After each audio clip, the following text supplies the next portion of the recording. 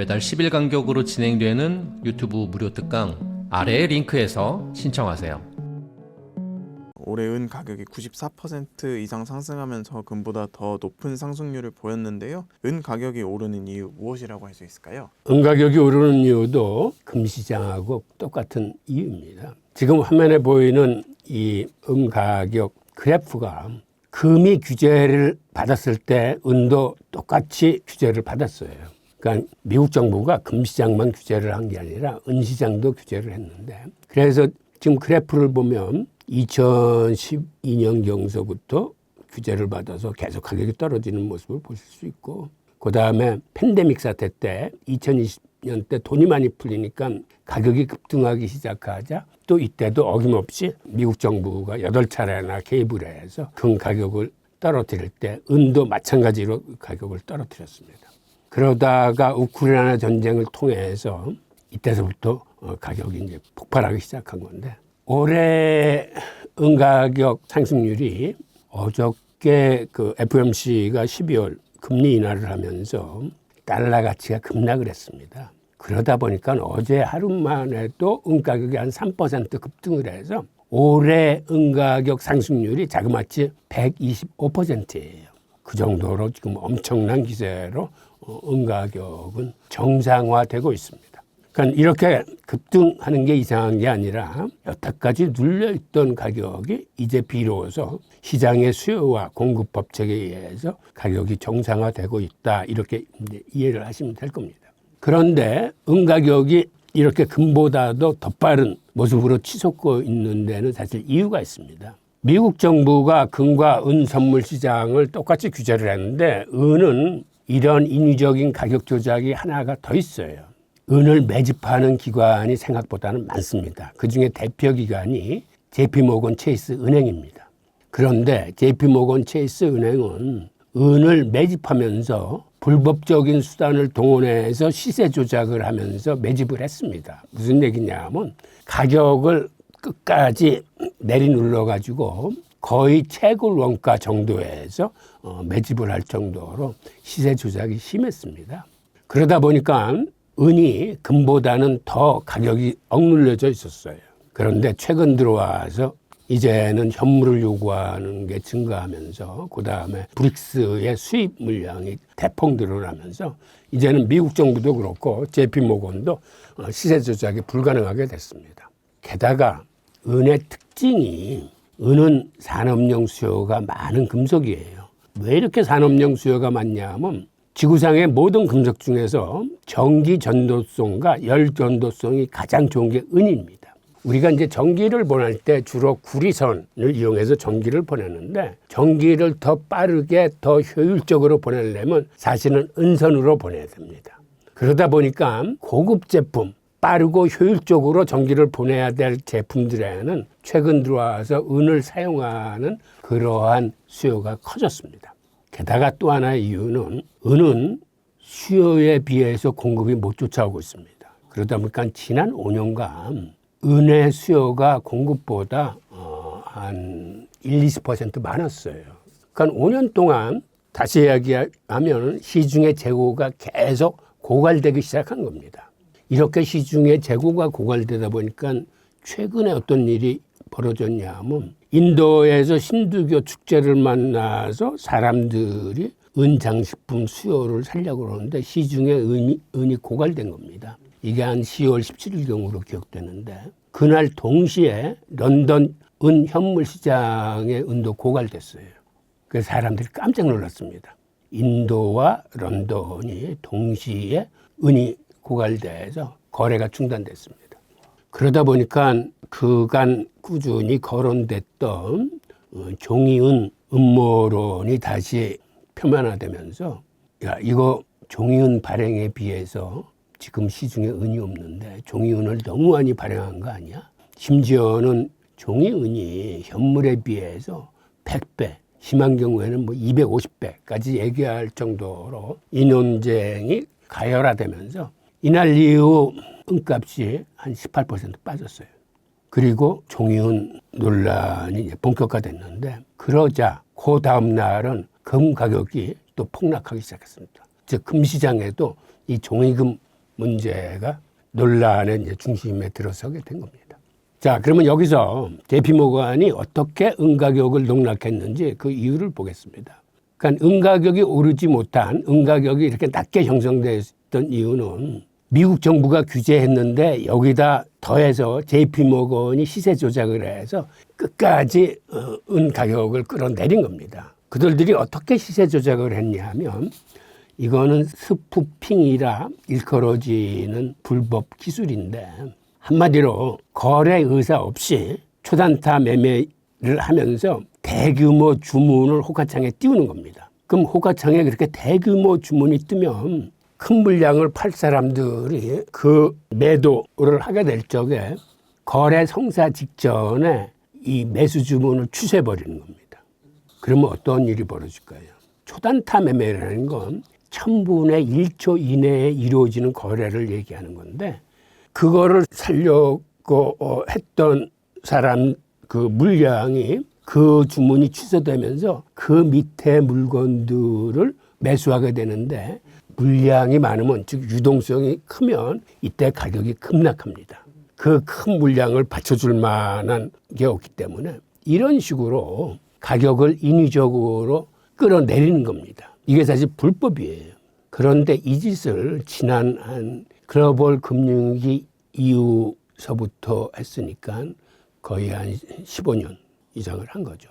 근데 이게 불법이기 때문에 사실 미국 법원에 3번이나 기소가 됐습니다. 그래서 벌금도 많이 냈는데 이런 걸 통해서 벌어들이는 수익이 더 크기 때문에 그 벌금을 계속 물어가면서도 이 버릇을 고치지 못했어요. 지금도 이걸 하고 있나요? 지금은 못해요. 지금은 이렇게 은가격이 튀어오르는 이유는 한마디로 미국 정부도 규제를 못하고 이제는 JP모건도 이런 식으로 가격을 끌어내지 못합니다. 이제는 선물 시장에서 은 현물을 요구하는 게 늘어나기 때문에 가격을 내리면 그 내린 가격에 은을 내줘야 돼. 그러니까 지금은 이제는 가격 결정 주도권이 시장으로 돌아왔어요. 과거는 미국 정부는 JP모건이 이렇게 자의적으로 가격을 끌어내렸지만 이제는 그 짓을 못하고 비로소 정상화된 겁니다. 이를 통해서 JP모건이 어느 정도의 많은 은을 모았냐 하면 지금 오른쪽에 보이는 그래프가 은 매집 기관들인데 이 중에 절반이 JP모건이 모은 금입니다. 이 최근 통계는 없어서 제가 2021년 통계를 보니까 JP모건이 보유하고 있는 은이 약 6,000톤 정도 돼요. 이제 그 이후에도 계속 모았을 테니까 지금은 저거보다 더 많겠죠. 근데 그들의 매집 단가가 온스당 한 15달러 내지 18달러에서 매집을 했는데 이 당시 채굴 원가가 온스당 14달러 내지 17달러였어요. 그러다 보니까 JP모건은 거의 채굴 원가에 악랄하게 그 은을 매집했다고 볼 수 있습니다. 그렇다면 어떻게 시장이 정상화됐는지 그 내용을 한번 보겠습니다. 선물 시장은 마감일의 현물 인도가 원칙입니다. 그런데 여태까지는 대부분의 투자자들은 이거를 롤오버를 시키면서 99% 이상이 롤오버가 됐었어요. 그러니까 현물을 요구하는 사람들이 그렇게 많지 않았습니다. 근데 최근 들어와서 선물 시장에서 현물 인도 요구가 급증하고 있습니다. 올해만 해도 5천만 온수 이상의 실물 은이 인출됐어요. 그러니까 인도 요구로 인해서 내줬다는 얘기입니다. 그러다 보니까 미국 선물 시장에 은이 부족하니까 런던 현물 시장에서 미국으로 은이 반입되기 시작했습니다. 그러니까 과거에는 선물 시장은 미국이 꽉 쥐고 있고 현물 시장은 영국이 꽉 쥐고 있어가지고 이 두 나라만 단합을 하면 은 가격을 주도해 왔었습니다. 그런데 이제는 이 주도권을 상실했어요. 그리고 최근 5년 동안에 이게 은의 공급량과 수요량인데 2021년서부터 보면은 수요량이 공급량보다 훨씬 많습니다. 그러다 보니까 5년 동안 시중의 재고가 계속 고갈되기 시작한 겁니다. 기본적으로 연간 은의 채굴량은 한 8억 온수 정도 됩니다. 그런데 이 중에서 4분의 3 정도는 이게 은광에서 나오는 게 아니라 금광이나 구리광산이나 아연광산에서 이것들을 재련하면서 이때 은이 부산물로 생산이 됩니다. 이렇게 부산물로 생산되는 게 은채굴량의 한 75% 정도 되기 때문에 저렇게 공급이 부족하다 하더라도 이 공급을 채우기 위해서 생산을 그렇게 늘릴 수 있는 구조가 안 돼요. 그러니까 대부분 부산물로 생산되기 때문에. 그리고 금 같은 경우는 가격이 비싸기 때문에 전자제품이나 이런 데 쓰이더라도 이걸 폐기할 적에 금을 다시 회수를 합니다. 그건 추출 기술에 의해서 한 번 썼던 금도 다시 이렇게 회수를 하는데, 은은 사실은 단가가 낮기 때문에 이거를 회수하는 데 들어가는 비용이 더 많아서 그렇게 재활용 추출이 활발하지 않습니다. 금을 회수할 때 그때 쫓아 나오는 은이 거의 대부분일 정도로, 그래서 이렇게 재활용으로 끄집어내는 은이 약 한 2억 원수 정도 돼요. 그러니까 두 개를 합쳐서 연평균 생산량이 한 10억 원수 정도 됩니다. 은의 공급량이. 그런데 수요는 최근 들어와서 연간 11.5억 내지 한 12억 온수가 사용되고 있어요. 이 이유는 아까 말씀드렸지만 산업용 수요가 크게 늘어나기 때문입니다. 그래서 연간 부족분이 한 1.5억 내지 2억 온수 정도가 지금 부족해요. 즉, 이 얘기는 연간 한 2억 온수 가까이가 시중에서 고갈되고 있다는 얘기입니다. 그리고 지난 5년간 이런 고갈의 과정을 밟아오면서 한마디로 현물시장의 은이 동락이 시작해서 인도와 런던의 그러한 거래 중단 사태를 맞이한 겁니다. 지금 이 화면에 보시는 이 그래프가 은이 부산물로 생산되는 거를 보여주는 건데, 저기에 아연 재련할 때 나오는 은이 30% 정도의 비중으로 나오고, 그 다음에 순수 은강에서 개발되는 게 한 28% 정도, 그 다음에 구리 재련할 때 나오는 은이 한 26.7%, 금을 재련할 때 나오는 은이 한 13.7%, 이러한 정도로 대부분 이렇게 부산물로 은이 생산되고 있다라는 걸 우리가 알 수 있고, 그리고 은강 자체에서 나오는 은은 근대에서부터 중남미의 페루나 멕시코 같은 데 은강을 계속 해왔기 때문에 이제는 은광도 은광석이 고갈되는 상태입니다. 이렇게 고갈이 되면 어떤 문제가 발생하냐 하면 더 깊이 파내려 가야 되기 때문에 생산비가 더 들어. 게다가 이제는 좋은 광석이 크게 남지 않아가지고 은의 품질이 많이 저하되는 그런 문제를 갖고 있습니다. 그러니까 구조적으로 은광산을 통해서건 이렇게 부산물로 생산되는 은이건 은의 공급 증가 가능성은 사실상 크게 없어요. 그러니까 수요는 계속 늘어나는데 공급이 늘어나지 못하는 겁니다. 지금 보시는 그래프가 그걸 대변해 주고 있는데, 지금 2025년 올해 이후에 2030년까지 앞으로 향후 5년 동안의 공급 전망을 그린 건데, 그래프에서 보시듯이 오히려 공급이 감소하고 있습니다. 앞으로 감소할 전망입니다. 즉, 수요는 계속 늘어나는데 이렇게 공급이 감소하면 시중의 은 재고는 더 빠른 속도로 고갈되기 시작할 겁니다. 그러니까 은 생산은 이런 식으로 영구적인 구조적인 한계를 갖고 있다. 즉, 공급 부분은 우리가 기대할 수 없다라고 이제 말씀을 드릴 수 있습니다. 그렇다면 이제 앞으로의 은 가격 어떻게 전망하고 계신가요? 앞으로 은 가격은 한마디로 은의 수요가 얼마만큼 빠르게 증가하는지, 또 그에 따라서 시중의 재고가 얼마나 빠른 속도로 고갈되는지가 은 가격을 결정할 겁니다. 올해 뱅크 오브 아메리카 같은 경우는 내년에 은 가격이 온수당 한 65달러 갈 거다라고 전망을 했고, 일부에서는 100달러까지 간다라고 전망을 했습니다. 그런데 이미 어제 날짜로 온수당 63달러를 돌파했어요. 그러니까 내년에는 사실은 얼마나 오를지 지금으로서는 감히 예측하기조차 힘들어요. 우선 문제는 시중의 실물 은 부족 사태가 지금도 예사롭지가 않습니다. 그런데 내년이 되면 얼마나 이 문제가 심각하게 수면 위로 떠오를지에 따라서 은 가격이 결정될 것 같아요. 지금도 시중에 은이 없다 보니까 미국이 런던이나 중국에서 빌려오는 은, 그리고 런던 시장에 은이 고갈될 적에 런던도 비행기로 중국과 오히려 빌려줬던 은을 뉴욕에서 회수해 오면서 비행기로 날아왔습니다. 보통 금은 비행기로 공수를 하는데 은 같은 경우는 그렇게 가격이 높은 금속이 아니다 나서 배편으로 느긋하게 싸게 이동을 시키는데 이때는 하도 급하니까 비행기로 그냥 공수를 해왔어요. 그런데 이 대여 금리가 얼마인 줄 아십니까? 자그마치 지금 30%예요. 즉 시중에 은 재고가 그렇게 많지 않다는 걸 얘기합니다. 그러니까는 그냥 돈을 빌릴 적에도 우리가 지금 한 3, 4%는 빌리는데 은을 빌릴 적에는 이게 30% 내야 된다는 건 이 시장이 지금 예사롭지 않다는 거를 단적으로 얘기해 주는 거예요. 그럼 은의 향후 수요 전망을 한번 보겠습니다. 금은 산업용 수요가 한 7%뿐이 안 돼요. 그런데 은은 이게 60% 이상입니다. 지금 화면에 보이는 것처럼 주로 많이 쓰이는 게 태양광 패널, 그 다음에 전기차하고 하이브리드차, 그 다음에 AI와 데이터 센터, 고급 반도체 칩, 그 다음에 5G, 즉 고급 제품의 은 수요가 많이 늘어나고 있어요.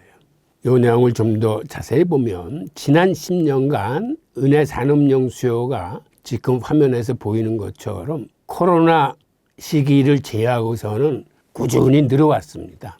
그런데 이게 앞으로는 더 빠른 속도로 늘어날 거예요. 지난해에 은의 산업용 수요가 사상 최고치였는데 6억 8천만 온스가 산업용으로 쓰였어요. 이때 태양광 패널, 전기차, 반도체 칩, 5G 기지국 이런 데 주로 쓰였는데 이 분야가 앞으로 증가세가 예사롭지가 않습니다. 그 내용을 하나하나 보겠습니다. 태양광 같은 경우 지금 보시는 그래프가 지난 10년간 수요가 상승하는 거를 보여주는 그래프인데 최근에 들어와서 2023, 2024년도에 급격히 수요가 증가하는 모습을 보이실 수 있습니다.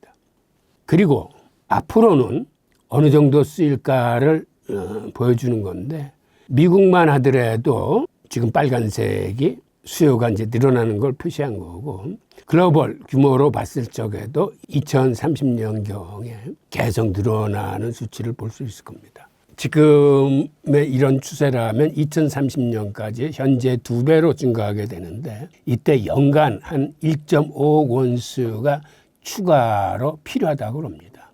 그래서 태양광 판넬의 은절강 기술이 개발되지 않는다면 이 분야에서 늘어나는 은 수요가 폭발적으로 늘어날 겁니다. 그 다음에 전기차 부분입니다. 전기차 부분도 지난 10여 년 사이에 연평균 상승률이 한 43%나 될 정도로 급속하게 커오고 있는데 보통 우리가 타는 내연 자동차 같은 경우에는 은이 한 15g 정도 들어간다고 합니다. 그런데 전기차 같은 경우에는 이게 25g 내지 고급차인 경우, 대형차인 경우에는 55g까지 들어가요. 그러니까 일반 차에 비해서 은의 수요가 폭발적으로 커지는 겁니다. 그럼 앞으로는 어떻게 될까요? 그동안에는 전기차 그 캐즘이라고 그래서 일시적인 그 수요 정체 현상이 있었는데 올해서부터 오히려 전기차 수요가 더 늘어나고 있습니다. 지금 보시는 그래프가 저 맨 위에 황색 선이 앞으로 늘어날 전기차 시장 규모입니다. 그 다음에 그 두 번째 그 회색, 청회색, 이게 하이브리드 자동차인데 하이브리드 자동차는 전기차보다 더 빠른 속도로 저렇게 증가를 할 겁니다. 그래서 앞으로 전기차와 하이브리드 차가 저렇게 늘어나면서 이 분야의 은 수요 또한 굉장히 빠른 속도로 늘어나는 걸 우리가 알 수 있고 또 하나는 AI 분야, 데이터 센터 분야, 5G 통신 분야 이쪽에도 은 수요가 굉장히 많이 쓰입니다. 사실 이 분야가 어떤 의미에서는 더 많은 은의 수요를 부르고 있어요. 그리고 지난해 같은 경우를 보면 은 공급량은 채굴이나 2차 추출이나 이걸 다 합쳐서 한 10억 온수 정도 됐습니다. 그런데 수요는 11억 6천만 온수였었어요. 그러다 보니까 1억 4천만 온스가 이제 부족됐던 건데 이러한 상태가 지난 5년간 계속 이어져 왔습니다.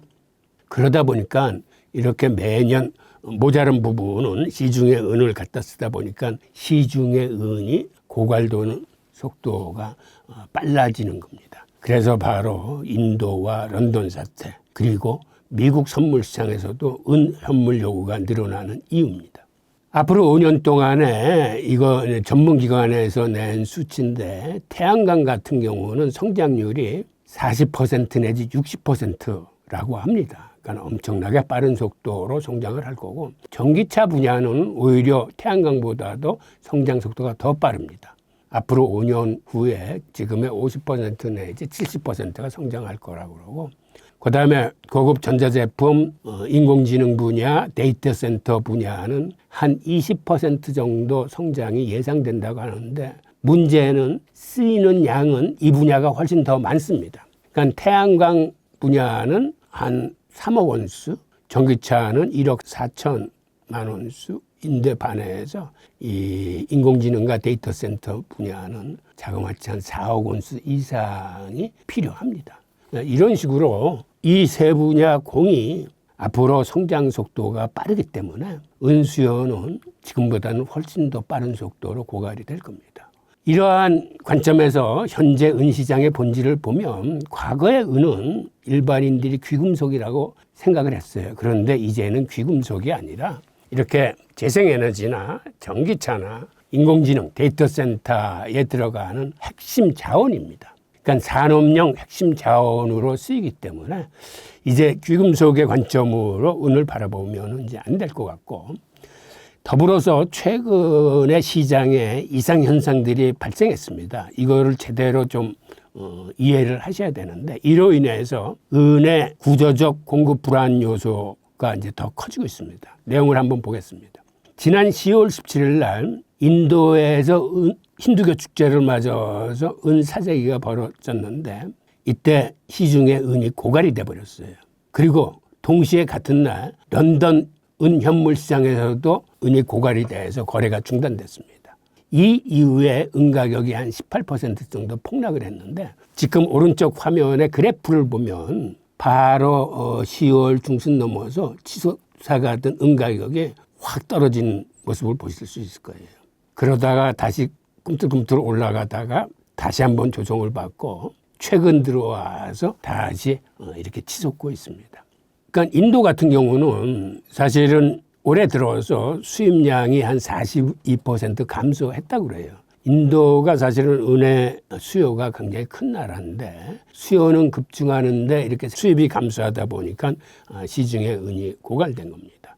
이렇게 시중에 은이 고갈되자 은 ETF가 신규 매수를 중단하는 사태가 발생했습니다. ETF를 팔면 그에 대응해서 현물을 사서 자산운용사가 보관을 해야 됩니다. 근데 시중에 현물이 없다 보니까 ETF 판매 자체를 중단하는 사태까지 이르렀습니다.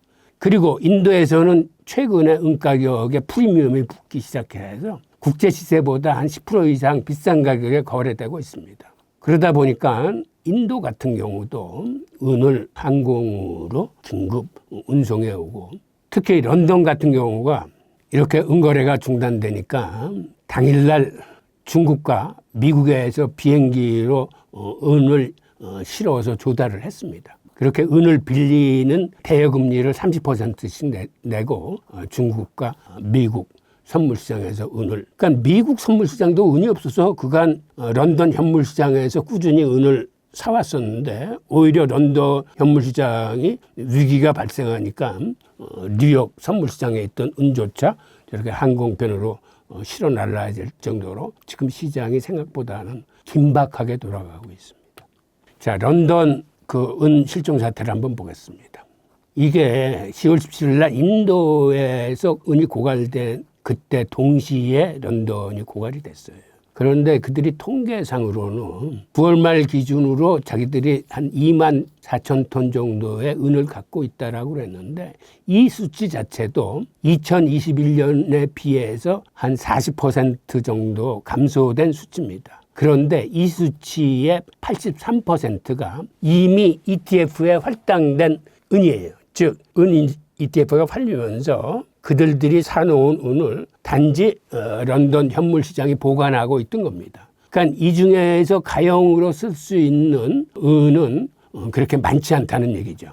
이렇게 5년 넘게 구조적으로 공급이 부족해 온 결과 이런 식으로 현물 시장에 은이 많이 이제 고갈된 겁니다.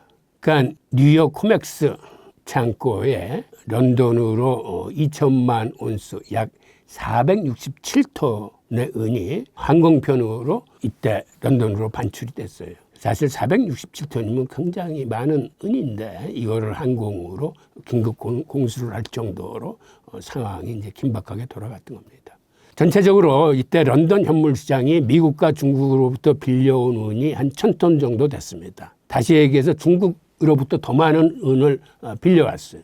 그런데 이때 대여금리, 리스레이트가 30% 이상 폭등을 했습니다. 그리고 이 모든 은들을 당일로 항공편으로 이제 갖고 온 거예요.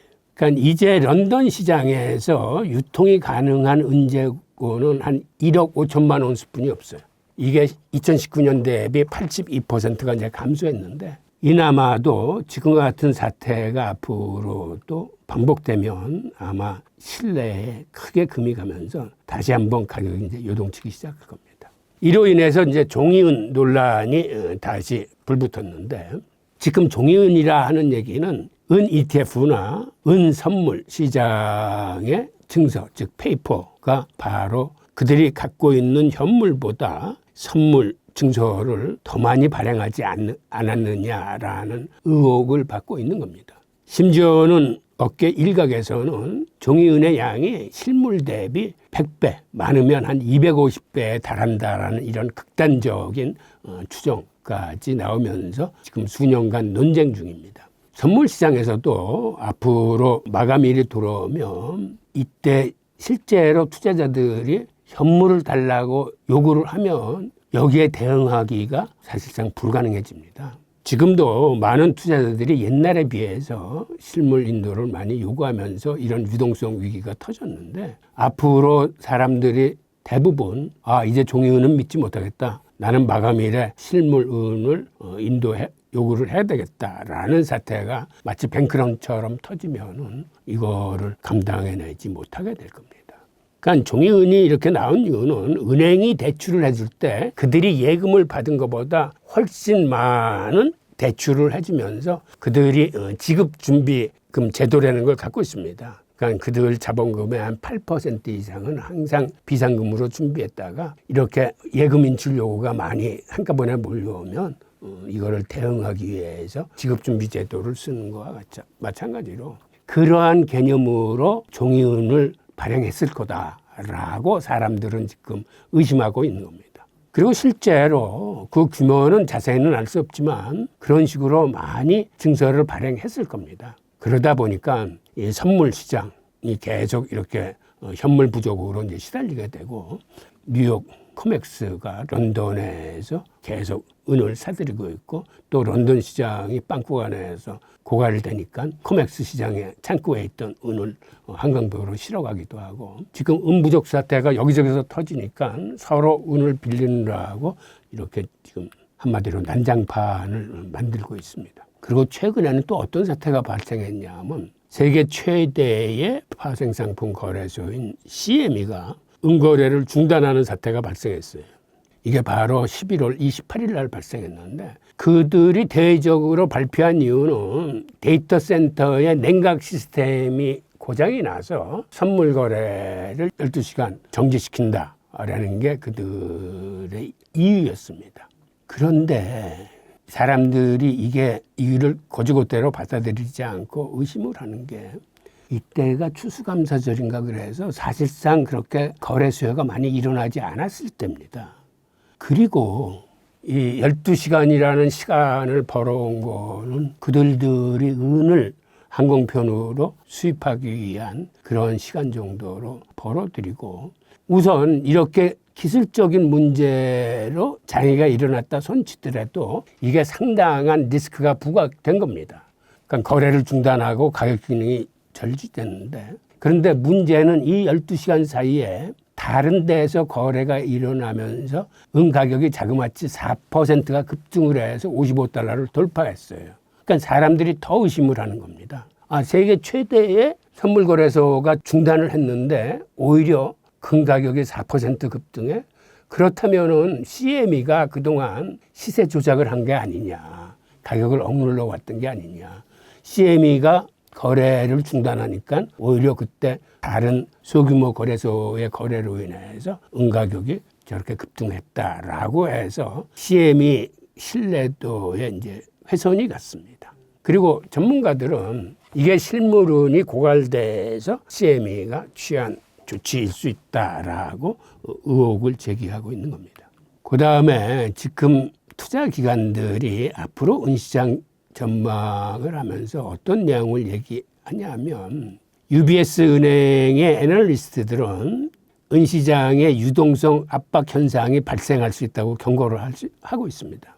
이 유동성 압박이라는 건 뭐냐 하면 평소 거래가 잘 되던 시장에서 갑자기 팔려는 사람들이 사라지고 살려는 사람만 몰리면서 가격이 순식간에 수직으로 폭등하는 현상입니다. 이런 게 올 수 있다고 지금 이제 경고를 하는 겁니다.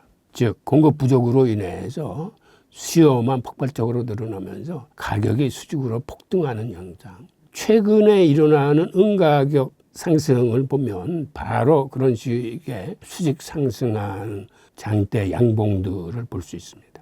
또 하나는 유동성 압박이 오더라도 생존해야 하는 영역들이 있습니다. 무슨 얘기냐 하면 미국의 테크 기업 같은 경우들 테슬라나 애플이나 혹은 우리나라의 삼성전자 같은 거대 기술들의 핵심 제품에는 은이 필수적으로 들어갑니다. 그렇다면 은 가격이 이렇게 확 치솟아도 이 사람들이 은을 사지 못하면 수백조 원을 들여서 지은 공장이 은 몇 톤이 없어서 멈춰설 수 있습니다.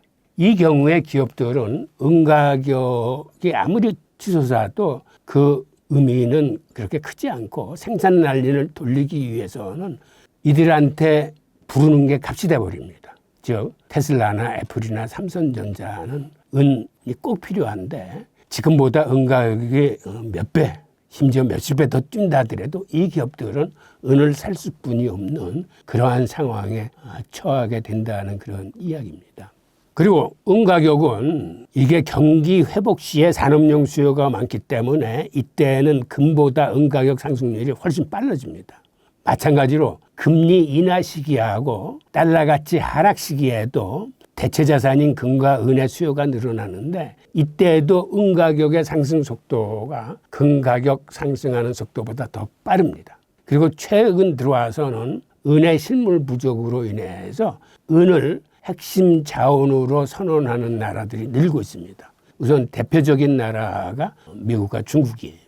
어저께 달러 지수가 연준이 금리 인하를 결정하자 지금 화면에서 보이는 것처럼 저렇게 수직 낙하하고 있습니다. 달러 가치가 급락 중인데 여기에 비례해서 은 가격이 급등하고 있어요. 어제 하루에도 은 가격이 3% 이상 올라가지고 63달러를 돌파해버렸습니다. 그러니까 최근 얼마 전까지만 해도 한 58달러 선이었던 게 지금 상승 속도가 이렇게 빨라지고 있습니다. 그 다음에 은을 가운데 놓고 지금 미국과 중국이 대결 양상을 보이고 있는데 최근에 미국이 은을 국가 핵심 자원으로 지정을 했습니다. 그리고 이렇게 핵심 자원으로 지정하니까 이 프리미엄이 붙기 시작을 했는데 이를 본 중국은 이를 맞받아치면서 내년 1월 1일부터 은을 수출 허가제로 돌렸습니다. 즉 은 수출을 하려면 중국 정부의 허가를 받아라라는 건데 이게 금지를 하기 위한 전초전인지 앞으로 이를 통해서 중국이 세계 은 생산 2위국입니다. 멕시코 다음에 중국인데 중국으로부터 은이 나오지 않는다면 이 또한 공급 충격의 이제 원인이 될 것 같습니다.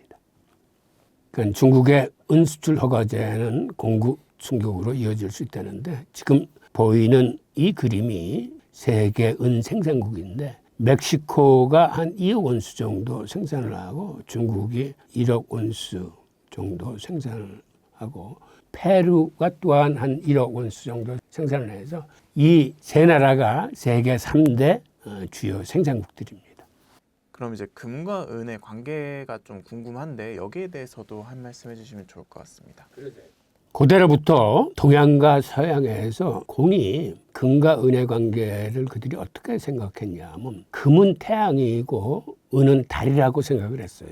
그러다 보니까 태양이 스스로 자전을 통해서 이렇게 한 바퀴 도는 게 1년 걸렸습니다. 그런데 그 1년 사이에 달은 금달에서 보름달로 해서 다시 금달로 바뀌는 이 상망 주기가 12번 반이 있습니다. 그래서 금 1kg하고 은 12.5kg 정도의 교환이 타당하다라고 해서 서구 같은 경우는 1대 12 내지 13 이 교환 비율이 지난 몇천 년 동안 계속 진행되었어요. 이 관계가 바뀐 거는 현대 들어와서 바뀐 겁니다. 그러니까 지난 몇천 년 동안 거의 변함없이 금과 은의 교환 비율은 한 1대 12 정도였습니다. 그런데 실크로드를 통해서 중국의 비단이나 도자기나 중국 차들을 수입을 하면서 특별히 서양에서는 수출할 물량이 거의 없어서 이거를 수입하기 위해서 대량의 은이 서양으로부터 중국으로 흘러들어가기 시작했습니다. 그리고 중국은 은을 조세의 기본으로 써야 되기 때문에 은 가치가 높이 평가돼서 중국에서 금과 은의 교환 비율은 1대 6이었습니다. 이슬람은 서양과 중국 사이에 있으면서 이슬람의 교환 비율은 1대 9였어요. 즉 서양의 은이 이렇게 중국으로 계속 흘러들어가는 이런 모양새를 보였는데 이게 20세기 초까지만 해도 여기서 크게 벗어나지 않아서 한 1대 20까지 올라갔다가 이게 최근에 들어와서 금과 은의 교환 비율이 특히 JP모건의 시세 조작으로 인해서 엄청나게 벌어지기 시작했습니다.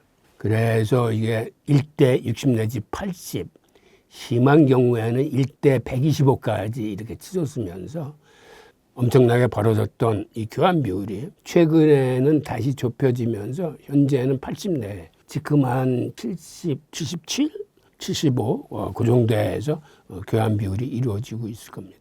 지금 이 화면에 보이는 그래프가 금과 은의 교환 비율입니다.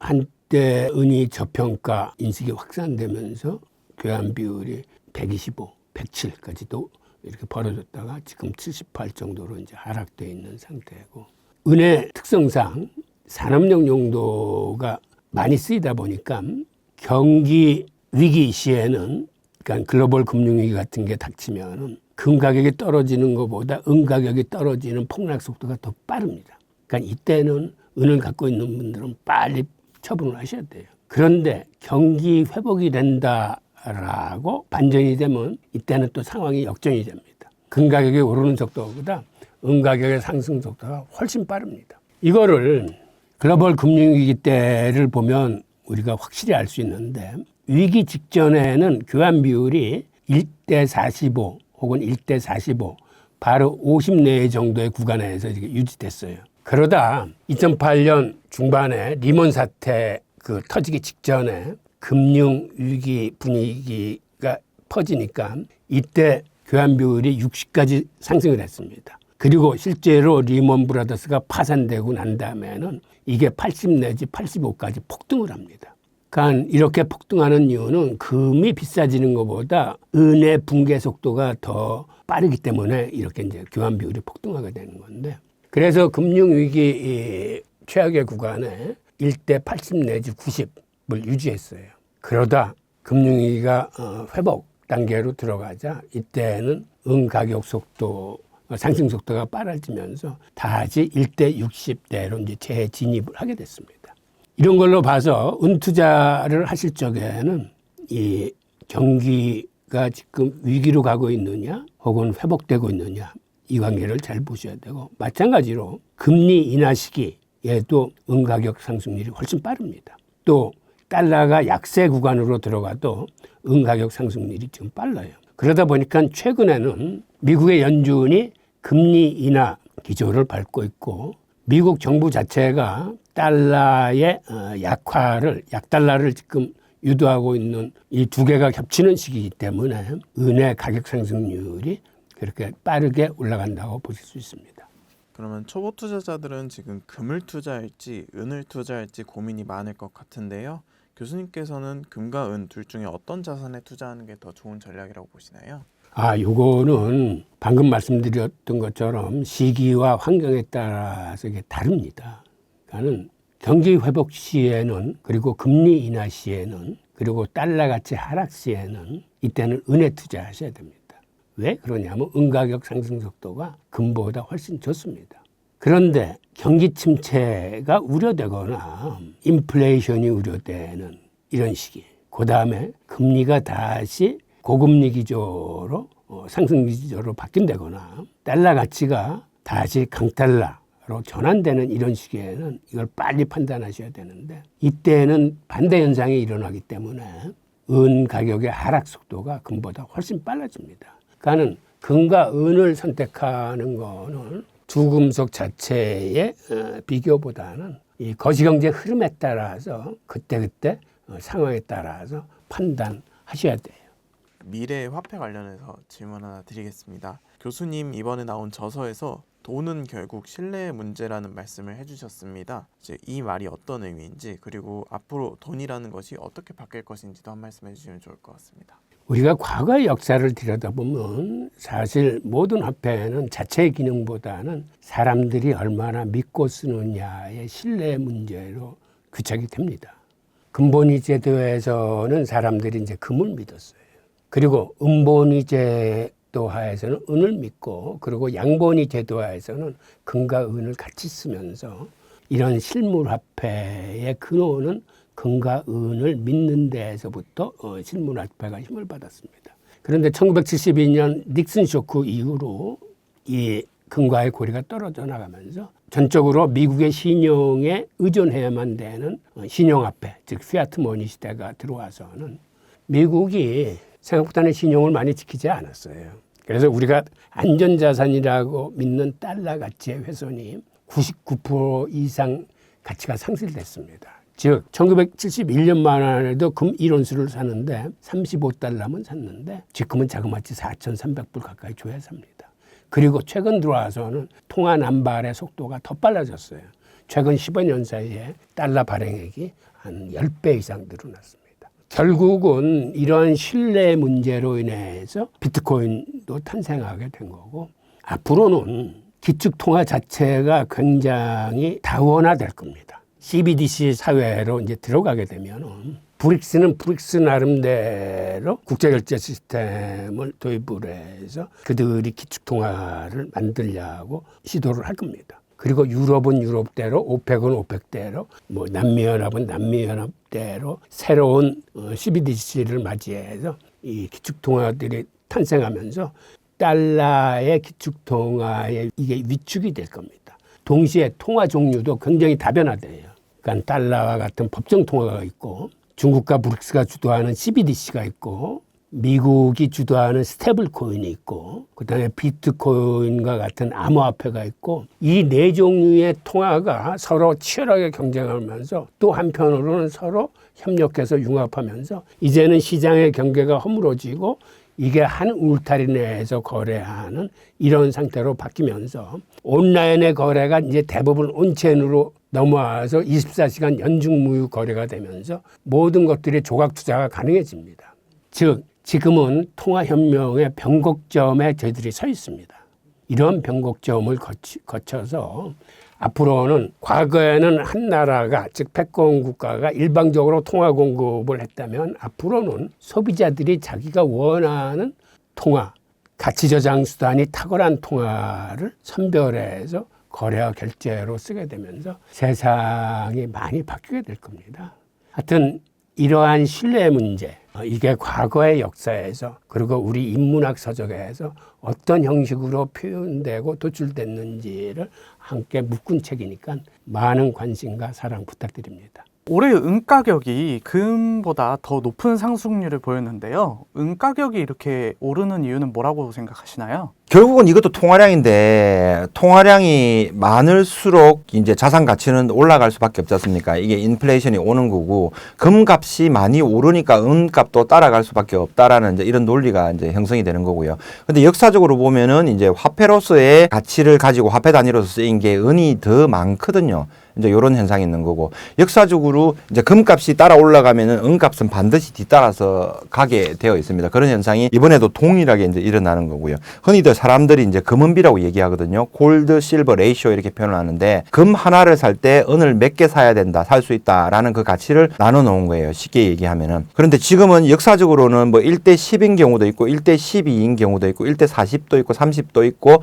1대 뭐 123까지 간 경우도 있어요. 근데 어쨌든 가장 최근에 단기적으로 비교를 해보면 2010년도의 고점이 금 가격이 트로이온스당 1920달러 정도였거든요. 그리고 은 가격은 49.8달러 이 정도 됐습니다. 선물 기준으로요.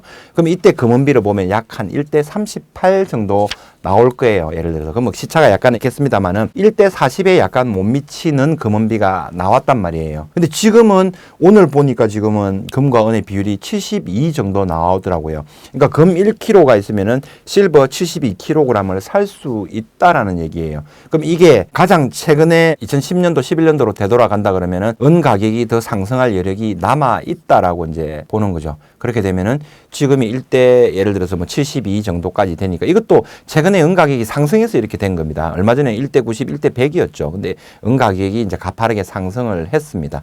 최근에 은 선물 같은 경우에는 59.65달러, 약 60달러에 조금 못 미치는 가격까지 상승을 했거든요. 그러니까 그만큼 가파르게 은 가격이 상승을 했다. 자, 그런데 이제 은과 금의 이제 예를 들어서 은 시세가 더 상승하고 금 시세가 상승하고 또 혹은 금이 이제 고점에서 조정을 받고 은이 더 상승할 여력이 남아 있다. 그러면 이제 이 금은비가 1대 40 정도까지 축소가 될 때 오버슈팅이 나오거나 뭐 은에 대해서 투기 열풍이 불면 더 올라갈 수도 있겠죠. 이제 근데 그런 경우를 제외하고 1대 40 정도까지 간다 보면 아직까지 실버는 굉장히 상승할 여력이 큰 거죠. 금 가격이 4,000달러라고 가정을 하면은 1대 40의 금은비를 가지면은 실버 같은 경우 은 값은 지금 현재 100달러가 되어야 된다는 거죠. 근데 최근에 금 가격은 4,398달러를 찍었습니다. 최고점을. 근데 실버는 아직까지 57달러, 58달러, 59달러 선에서 거래가 되는 거죠. 그래서 사람들이 은 가격이 더 상승할 수 있다. 그러면서 이제 은에 대해서 관심을 가지고 열광을 하기 시작합니다. 그리고 얼마 전에는 이제 10월달 같은 경우에는 실버 주문량이 실물 실버바 주문량이 너무 많아가지고 3개월, 2개월, 3개월, 4개월 대기를 해야 되는 그런 실물 품귀 현상까지 나타났습니다. 그렇다면 대표님께서 생각하시는 향후 은 가격은 어느 정도일까요? 예전에 1980년대 헌터 형제가 은에 대해서 투기를 했을 때는 금은비가 1대 16까지 갔거든요. 그건 투기적으로 좀 예외적인 상황이라고 보고 우리가 점잖게 접근을 하고 보수적으로 접근을 했을 때 2010년도, 11년도에 금은비를 보면 1대 40 정도라고 봅시다.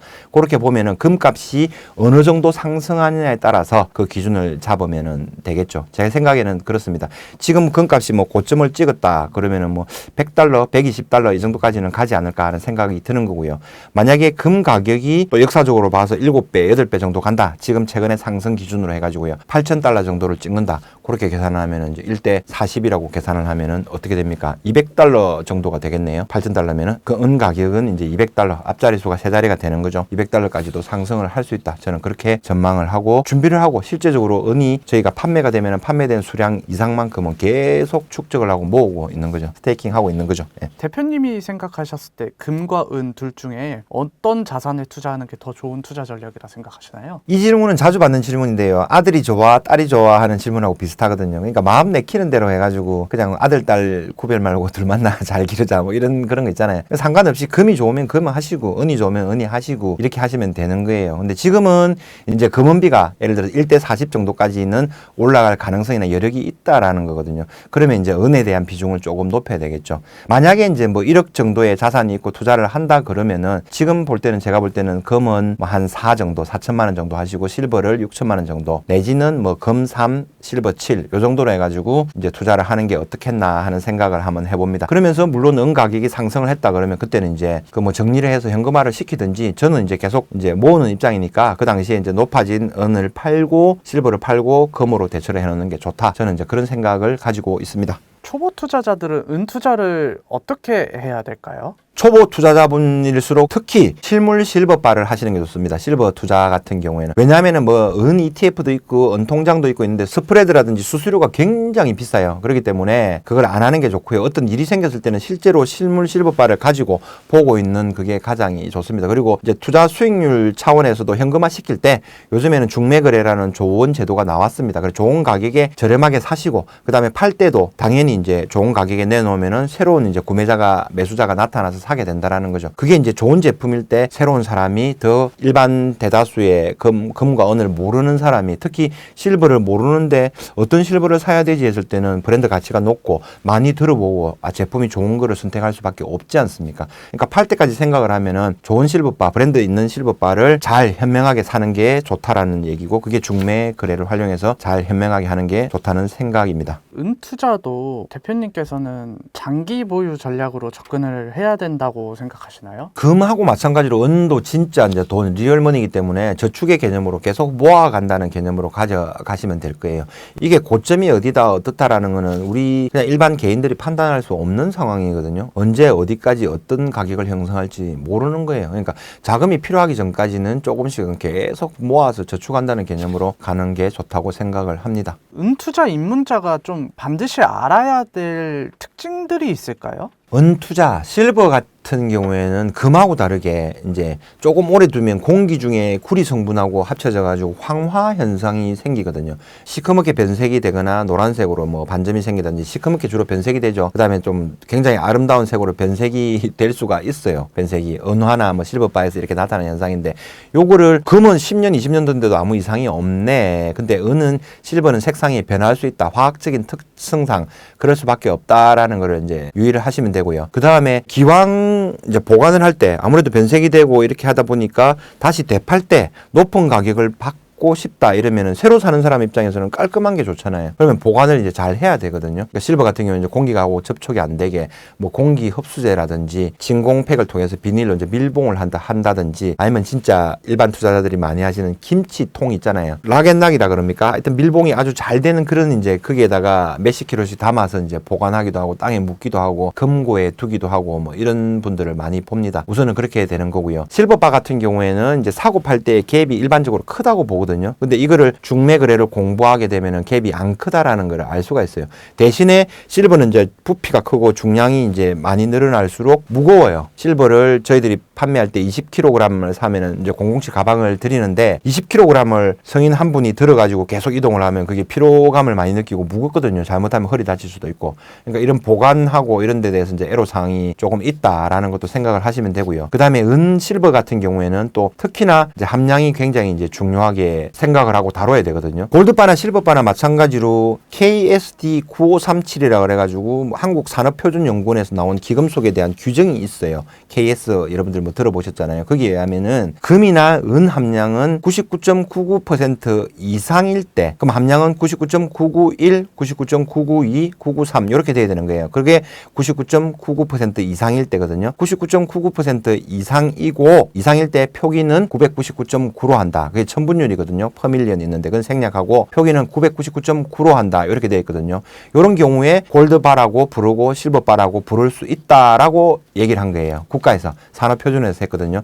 근데 금함량이나 은함량이 미달이 되잖아요. 그러면 실제로는 그거는 합금이나 합은 뭐 덩어리 은 이렇게 불러야 되거든요. 그러니까 이런 거 말고 정말 이제 정제된 고순도 제품들 있잖아요. 이런 거를 잘 선택해가지고 브랜드 가치가 높은 거, 아름답고 예쁜 거를 잘 선택을 하셔서 나중에 대팔 때도 이제 이익을 보는 게 굉장히 좋습니다. 근데 함량이 좋아야 되는데 함량을 뭐 포나인 999.9 찍어놨는데 실제로 저희들이 비파괴 검사기로 테스트를 해보고 이러면 함량이 안 나오는 경우가 굉장히 많거든요. 이런 거는 녹여서 재사용하거나 새로 재탄생을 할 때 감가가 굉장히 많아요. 그리고 이 내용을 비파괴 검사기를 통해서 과학적인 데이터를 가지고 함량이 안 나오는 걸 알고 있는데 이거를 새로운 고객에게 뭐 포나인이 맞습니다라고 판매할 수도 없는 거잖아요. 또 중매를 할 수도 없는 입장이니까 제가 볼 때는 실버 같은 경우에는 반드시 더 브랜드 가치가 있는 제품들을 딱 선정을 해서 여러분들이 기분 좋게 보관하시고 그다음에 나중에 이제 자금이 돈이 필요할 때 멋진 가격, 좋은 가격에 높은 가격에 다시 이제 되파는 그런 방법을 권유를 드립니다.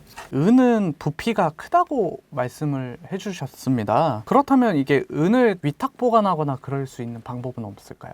저희 같은 경우에도 이제 예를 들어서 금을 투자를 하는데 골드바 1kg을 뭐 10kg 정도 하신다, 5kg 정도 하신다 하면 조금은 고액 투자자잖아요. 그죠? 이런 분들이 이제 뭐 2kg, 1kg도 마찬가지입니다. 그런 분들이 이제 실버를 같이 합니다. 왜냐하면은 금이 오르면 실버가 따라 오르는 것도 알고, 금은비가 지금 낮은 금은비가 굉장히 높은 경우에는 실버의 가격이 저평가되기 때문에 향후 오를 가능성이 높다라는 걸 알고 있습니다. 그렇게 해서 이제 실버도 같이 투자를 하는 경우가 많고요. 그 다음에 금만 가지고 있다. 근데 실버가 갑자기 급등해가지고 금보다 상승률이 2배, 3배 이상 가버린다. 그러면 이게 뭐가 옵니까, 여러분? 포모 오지 않습니까? 포모. 주가지수 4천 오고 5천 오고 미국 주식이 뭐 S&P가 오르고 그다음에 나스닥 100 선물지수가 어떻게 하고 엔비디아가 시가총액 2위까지 올라가고 어마어마한 몇십 배, 몇백 배 상승이 되는데 나는 하나도 없다. 포모 현상이 오잖아요. 예, 나는 왜 없을까? 그 포모 현상 정신 건강에 굉장히 해롭거든요. 그거를 방지하기 위해서도 은 투자는 반드시 같이 해요. 근데 중량이 너무 많다 보니까 그분들은 오히려 이제 우리 회사에 그냥 금이 이만큼 많이 갖고 있으니까 은은 일정 부분은 그냥 보관을 하라. 이렇게 하면서 이제 보관증을 가져가시고 이제 회사가 이제 법인 도장하고 이런 거를 찍어 드리겠죠. 그렇게 해서 보관을 하시는 분들도 많습니다. 금이 또 많으신 분들은 이제 금 보관 운영을 통해서 매년 이제 배당금을 세후 2% 정도 받거든요. 세전 2.56%고 세후 2% 정도의 배당을 받아요. 1년 단위로 해가지고 하고. 그러면 금은 그대로 있는 거예요. 그 금을 이제 회사는 유통을 해서 수익을 내는 거죠. 그러니까 저희 골드나라에서 제일 먼저 시작을 했고 이걸 하고 나니까 국내 1위 금거래소 한국금거래소와 하나은행이 또 조인을 해가지고 또 더 크게 또 사업을 또 하고 있습니다. 하여튼 이런저런 방법들도 있으니까 잘 활용을 하면 된다라고 말씀드리는 거고요. 가장 일반적인 거는 무거워도 그냥 뭐 카트기 끌고 밀고 하면서 이제 집에 어디 아니면은 자신만 아는 장소에 이제 보관을 해두는 거죠. 그 방법, 뭐 여러 가지 방법들이 있습니다. 은은 금에 비해 가격 변동성이 높다고 알고 있는데요. 그렇다면 어떻게 투자해야지 현명할까요? 지금 이제 실제 전 세계적으로 움직이는 금 시장과 은 시장, 이게 종이 금 시장, 은 시장이 있는데 이게 이제 CME 시카고 상품 거래소를 통해서 거래가 되는 거거든요. 얼마 전에 뭐 11시간 멈춘 사건도 있었습니다만은 하여튼 거기서 많이 거래를 하고 이제 종이 돈, 달러 막 이런 걸 발행해 가지고 아니면 많이 가지고 있는 그 가격으로 은 가격을 조작하고 움직입니다. 그러니까 시가총액이 금에 비해서는 상대적으로 작다라는 거죠. 전체적으로 규모가 작기 때문에